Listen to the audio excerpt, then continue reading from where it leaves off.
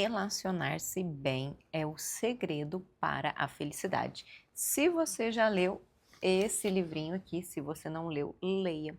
Mas você sabe que o autor desse livro defende que nada tira mais a nossa possibilidade de felicidade, de satisfação na vida do que relacionamentos ruins. Por isso é tão importante aprendermos a cultivar, a mantermos relacionamentos saudáveis. E quando eu estou falando de relacionamento, sim, eu estou falando de relacionamento amoroso. Esse livrinho aqui ele traz um guia para que você tenha alto desempenho e felicidade. E a conclusão desse livro é que, por mais que nós negligenciemos e tenhamos sucesso na nossa vida profissional, se o nosso relacionamento não está bem, não há felicidade.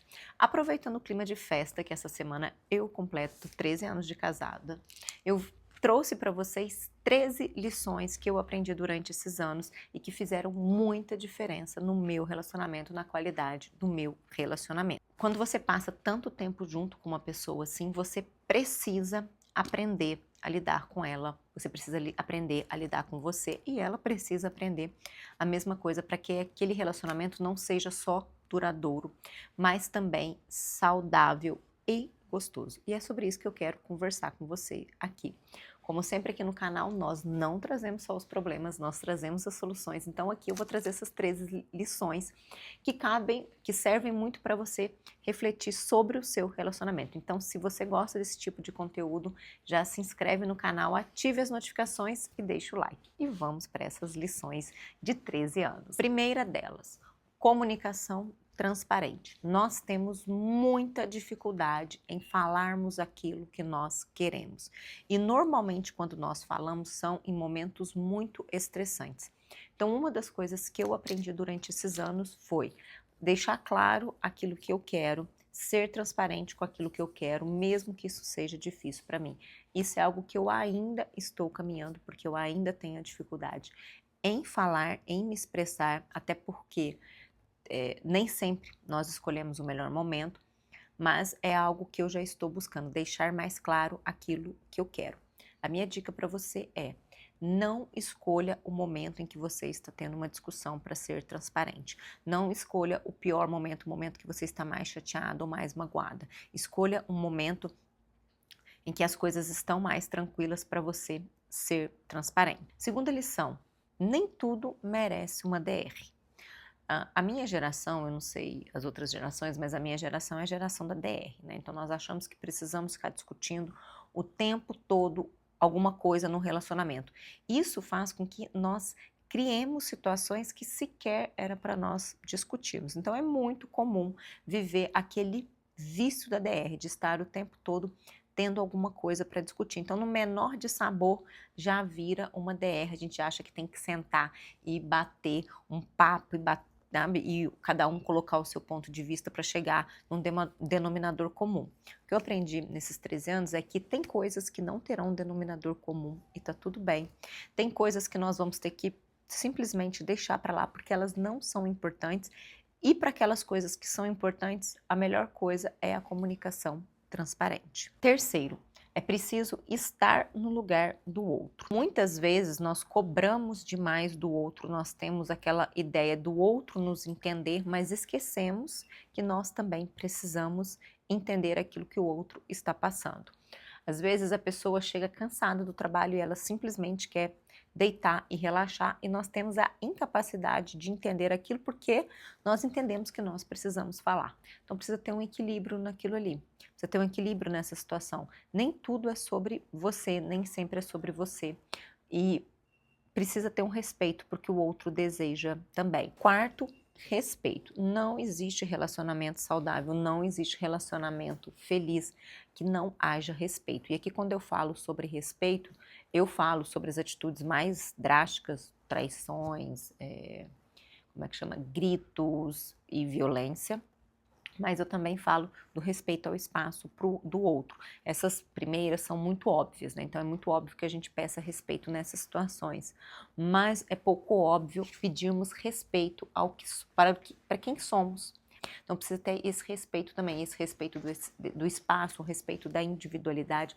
Isso não significa que você precisa ou ele precisa fazer um monte de coisa sozinho, mas é aquele espaço do cotidiano mesmo, daqueles pequenos desejos, daqueles pequenos anseios que a pessoa tem e que são diferentes dos seus.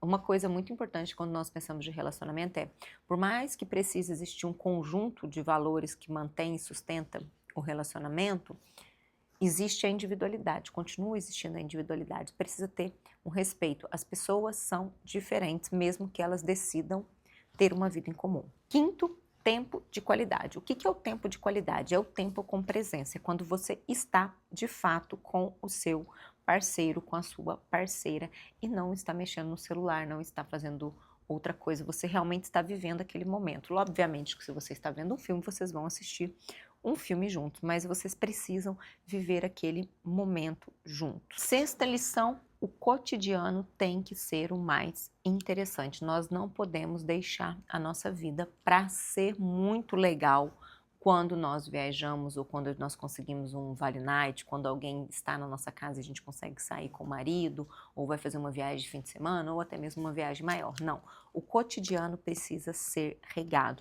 É ele que sustenta a relação. Não adianta nada você fazer uma, duas viagens por ano com o seu parceiro e o cotidiano ser muito ruim. Então precisa dentro da rotina encontrar brechas, encontrar momentos para que vocês se aproximem. Eu sei que com filhos às vezes isso fica mais complicado, mas é necessário inclusive usar a criatividade. Até mesmo por isso é importante que você coloque o seu marido como prioridade. Você precisa tratar o relacionamento como prioridade. O que é prioridade?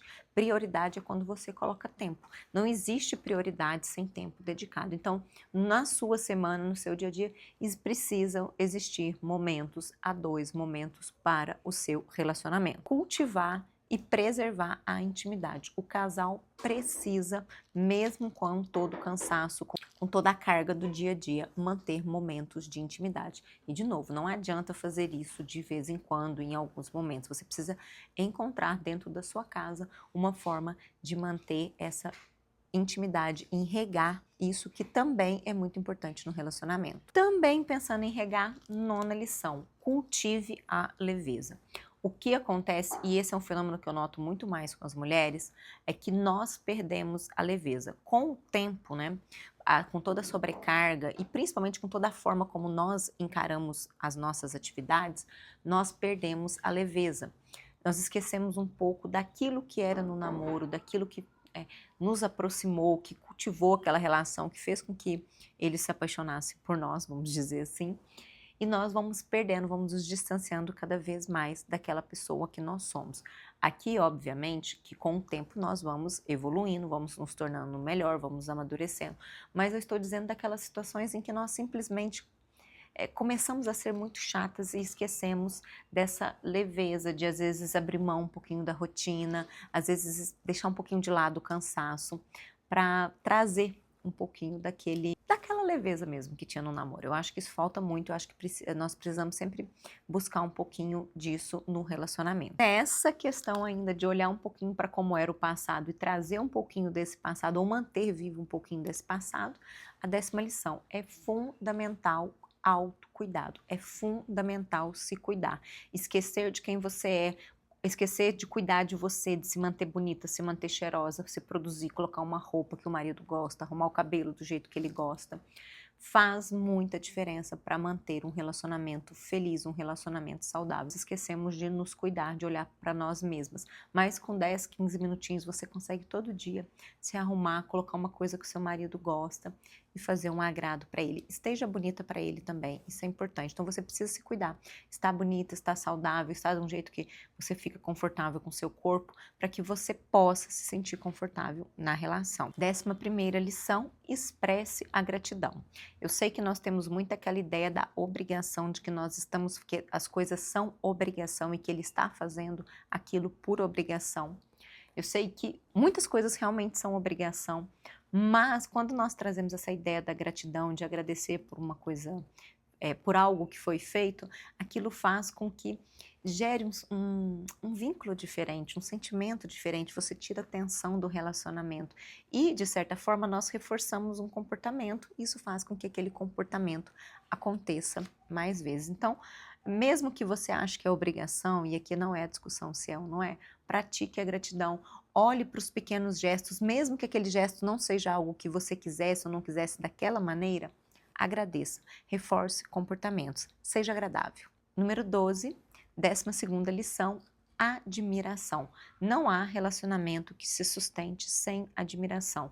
Isso aqui é um papo que eu vou trazer para vocês também sobre amizade, mas falando especificamente sobre relacionamento, quando nós não admiramos a pessoa que nós estamos juntos, ou quando nós não cultivamos em nós valências, habilidades que o outro admira, o relacionamento fica muito frágil. O relacionamento, ele perde o encanto e, de certa forma, muitas vezes chega a perder até mesmo o respeito. Então, cultive admiração, cultive habilidades para que o seu marido te admire e também passe a admirá-lo. Às vezes, essa admiração passa por olhar para a situação de uma outra maneira.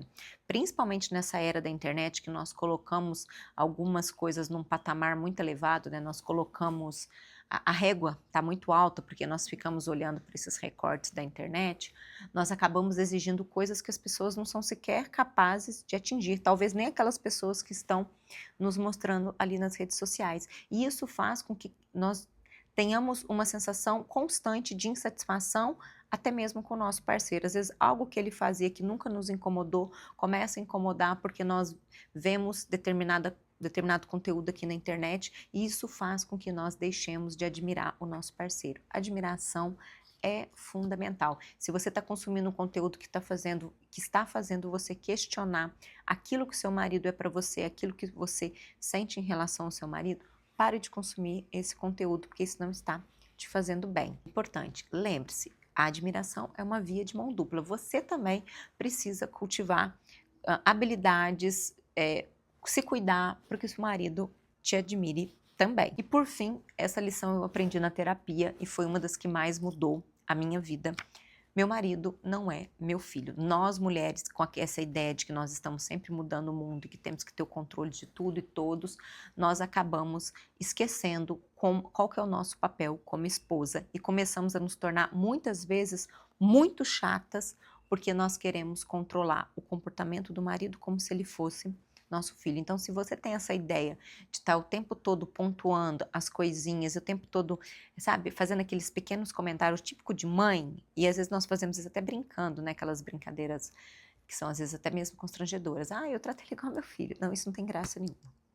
Marido não é filho. Cada pessoa tem um papel na nossa vida. E aqui uma coisa, quando você começa com esse comportamento de tratar o seu marido como filho, ele também começa, deixa de ver você também como uma esposa, entendeu? Você começa, pensa um filho adolescente, normalmente ele vê a mãe como uma chata, você começa a ser a chata.